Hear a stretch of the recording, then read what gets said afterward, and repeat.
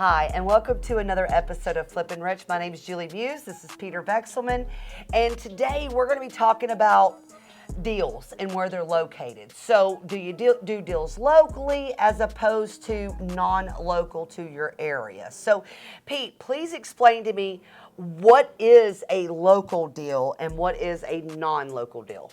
That's a great question. So, in my opinion, Julie, a local deal is anything you can get to, like in a car. If you can jump in your car, drive there comfortably, not like over the next 3 to 4 days, but I mean over the next, hour, maybe hour and a half, 2 hours max, that's considered local. Bottom line is it's somewhere if you need to, you can go there and feel it, touch it, smell it, and see it. Got it. So, as somebody starting out, I think it's, we've done plenty of deals non-local and plenty of deals local, but for someone that's starting out, one of the things that I see that they do is that they are not getting deals locally, right? This may be you, where you're just not picking up local deals in your area as far as real estate deals. So you start to expand and expand and expand and expand and expand. Tell me what happens when you start going outside of your backyard. Well, it's almost like counterintuitive. You think, I'd rather have a larger playing field than a smaller playing field. I'd rather not be limited than be limited. And everything that's to do with local, everything about just being able to get to it, it sounds like it's limiting. Where in reality, it's not. Real estate, for a number of reasons, it's a local business. Locally, you understand it better. Locally, you can get to it if you need to. Locally, you're not just doing it kind of like, I think this is what it looks like, but you could actually see what it looks like. Locally, you could supervise it, where if it's not local, you can't supervise it. So bottom line is this, when you're just starting out in this business, Julie, there's no question, you gotta stay somewhere where it's local to you. This is the other thing that happens to people, specifically in the example you said, I can't get it here, so let me look here, let me look here, let me look here. It's chasing the shiny object, right? It's chasing the shiny object, whereas reality, and I could tell you after doing this for over 2 decades and doing it all over the country and do it locally and non-locally and all this, real estate is an equal opportunity employer, right? Let's face it, if there really was that one perfect, incredible, unbelievable market, we'd all know about it, right? We'd all be there. It doesn't exist. So the key, especially in the beginning, is you got to stay local. I could tell you probably if I give you the top 3 ways, especially newbies lose money, probably the top 1 or 2, it's staying out of their local market. Yeah, and another thing I think about when someone is in their own market, like even last night on our webinar, we talked to one of our favorite partners, Dale Oglesby. Right? Yep. He's been an investor for years. He's in our partner program. We just love him to death. The thing about Dale is that he has built his business based off of one thing, and that's relationships and referrals, which can be very, very, very hard to do. But the thing is he's constantly fed deals. Yep. So whenever you're local, you're able to build a brand presence in your area. That's a good point. Especially like if you're in a secondary or third tier market, you have a chance to build your name to just not be a one and done type of person. Yep. Right? Like even down to sponsoring softball game or, teams Yep. and this and that. So I think, being local, you're able to build your brand presence in that area. Also, here's another big thing. For me, negotiations for me was one of the toughest things. I don't know why. When I first got started in negotiations, I felt like when I negotiated with somebody, I was always playing on the other side of the fence. Like that I always felt like every time I negotiated, I was working against somebody and not with somebody. Now, obviously, now I don't feel that way. But whenever you're negotiating a property not in your backyard, it's generally over the phone. Yeah. Good point. Another good point. Yep. So, what's the benefits of learning negotiations in person before you start trying to tackle negotiations like over the phone? Well, again, if you follow us, you always hear me talk about shortcuts, right? And people sometimes say there's no shortcuts in life, there's no shortcuts in real estate, where it's totally not true. There's both shortcuts in life and there's shortcuts in real estate. Negotiations is a big one in terms of the whole concept. I always tell people, if you're ever going to get good at something, get good at negotiations, because negotiations has the ability to give you the biggest discount of anything. And I want to stop you there, because we talk about limiting beliefs that we can only, you can only make it so far. I believe negotiations is very much a taught skill. Yeah, I don't think too many people are born negotiators. No. People having the gift of gab doesn't mean that they're good negotiators. So, if you're going to get a grasp on anything in this business, get a grasp on negotiations. It'll have the biggest impact on your bottom line. You can't save enough money on a rehab to affect how much you could negotiate down. You can't get cheap enough money to offset how much you could negotiate. So negotiations is the one thing. So let's talk about the shortcuts we're just talking about. The ultimate, or one of the ultimate pieces to negotiation shortcuts, one of the keys to being a successful negotiator is the ability to negotiate in person. And you're right, if you're out there chasing deals all over the United States, it's not like you're going to jump on a plane, right, and fly to every single seller you're negotiating with. Cost prohibitive, time prohibitive, infrastructure prohibitive. So you're taking one of the biggest tools out of your pocket. If you cannot get the biggest discount you possibly can because you can't be there negotiating face to face, then literally, again, you're eliminating one of the big shortcuts to success. But yeah, that's a big one. You got to be able to negotiate. So, if we were to lay out, okay, what are all the positives? What are all the things that you need to have in order to be a great local, to be a great investor overall? We talked about the concept of being local. And within that family, within that concept, one of the key factors is the ability, it gives you the ability to negotiate face to face, which gets you to be a better negotiator, which gets you better deals. Absolutely. And too, like negotiations, one thing, but this is very much a relationship business. For a lot of deals that I've done, I truly believe that people literally went with me because they liked me. Or they trusted me. I went out there, met with them, listened to them. So they were going to choose me not because of the price, but because of the relationship.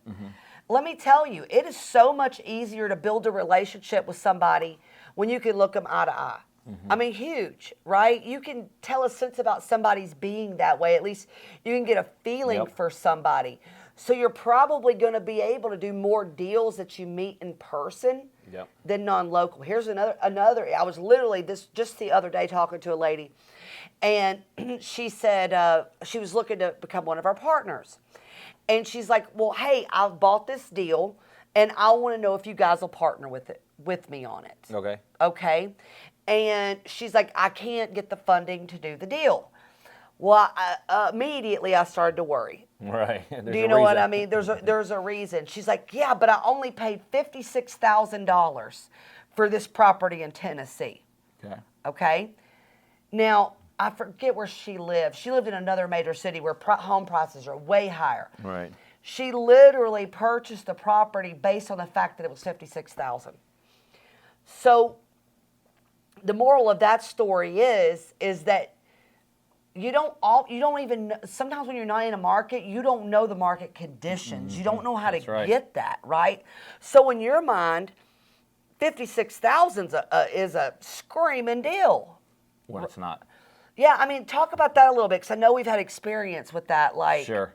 Well, I had a personal experience with that. My very first non-local deal I did, obviously we live in Atlanta, but the non-local deal I did was in Macon, Georgia, which same state, but definitely not the same market. Like night and day in terms of the markets that you're in. And literally I did the exact same thing. I got exposed to about 10 properties in Macon. And literally, Julie, I kid you not, all 10 of them put together were about as much as I could buy one for Atlanta. So all the senses went out, You're like, this is going to be an awesome deal. It was a no-brainer because I started not thinking like an investor. I started thinking like a cheap bargain hunter. Yeah. You know what I mean? Oh, I can get 10 for the price of one. And literally, I bought all those deals sight unseen out of my marketplace based upon all the wrong assumptions. Okay? And I bought the price, not the value, not the integrity of the deal. And let's face it, real estate is a business where you got to know your market. You got to know your market. You got to know your numbers in that market. You got to know what happens in that market. You got to know how long things sell, how quickly they sell, how long they sit, and all that. And when you take all that into effect, and then you start thinking, wow, United States is a big place. So if you just like indiscriminately start looking all over the place, you don't have time to learn everything. You don't have time to understand everything. No, and then how do you build relationships like with let's say don't. a contractor, right? So if this is in an area you've never been, all the numbers look right, you meet a contractor, do you think you're going to be better checking on that deal or that house if it's 10 minutes away from you, you can drive by there every couple of days? Like our partner Jamari, he's working on a flip right now where he's literally going by every day checking. Not that that's necessary. I mean, he's wanting to be part of the process. Or you've got a deal across the country. You don't know the realtor. You've never met them. You're building all your relationships over the phone. I mean, the trustworthiness kind of goes out the window. I mean, you've really got to be like, Well, the real question is not where it'll be easier. The real question is, do you want to make money on this deal? I mean, really what it comes down to. And, you don't want to say across the board every contractor is going to rip you off. Oh, no. But you will. I will say across the board, there's a bigger chance of getting ripped off if you're not supervising them. You don't want to say every realtor is going to mislead you, but I will tell you without a shadow of a doubt, there's a bigger chance you'll get misled by a realtor who's not local as opposed to someone local. Bottom line is this, what you're just talking about, it's hard to check and double check when you're doing things out of your market. It's a lot easier to check and double check when even to us after decades in this business. People say, "Well, you guys are investing." We have boots on the ground. Yeah. We have local presence, people that have stake in what we do, people that have skin and game in what we do. I mean, even to this day, like if anybody could probably venture out at this point, it's probably us. We've done enough beyond Atlanta to say we kind of a feel.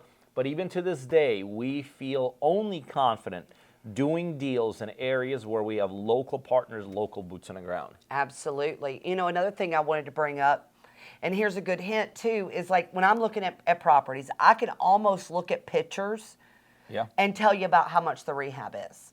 The funny thing is that'll hurt you in certain markets. So if you're used to a rehab amount or work getting done in your area, did you know that rehabs cost more the further you are away from ports? Like Florida, for instance. You can get roofing, a lot of things done a little bit cheaper than other places in the United States because there are ports. So obviously the cost of goods, to get the cost of good to the place, is a lot cheaper. So, rehab costs, knowing people, I mean, all the way around, it's just different everywhere you work. No question. I mean, you're doing a deal in New York City, it's going to cost probably 30% more than it's going to be in Georgia. And actually more than California. So you've got to know your markets. And it's all those little things add up to big things, and can throw what potentially looks like a good deal into a total loss. Yes. So, really, I guess the moral of the story is do not chase shiny objects. Just because you think there's better deals here, there's better deals here, there's better deal here, you're going to get yourself too over leveraged, right? And you won't be able to master or be brilliant and master your area in your craft. That's the advice that I have. How about you? Well, the bottom line is this: when you're doing real estate deals, you got to be in control. And it is very hard being in control when you can't see something, when you can't get to something, can't drive to something. And it makes it even worse when the people executing the deal know you can't be there. So the only way you can ultimately get control is to stay local. And across the board, both Julie and I, and the years of experience we have, if you're looking to this and you're listening to us and you think you got a deal across the country and you're about ready to jump on it, put a brake on it, back away, spend the time, the effort, the money, whatever you got to do, and find the deal where you live.